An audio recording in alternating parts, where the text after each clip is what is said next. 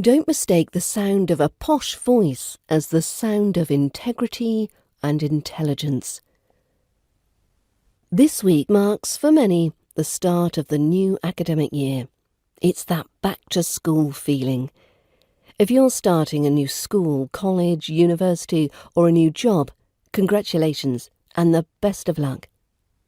It's also the week that sees the return of MPs to the green benches of Parliament, which these days sadly serves as a reminder that despite all the numerous well-spoken, educated voices we hear from our government, a posh voice may sound polished, but it doesn't automatically grant someone moral or intellectual superiority.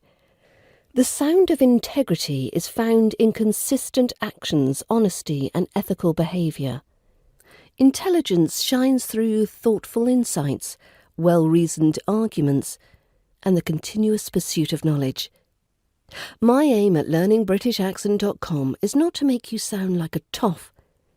It's to give you confidence in your spoken voice, so that you can enjoy speaking English, knowing that the content of what you say is easily followed and understood.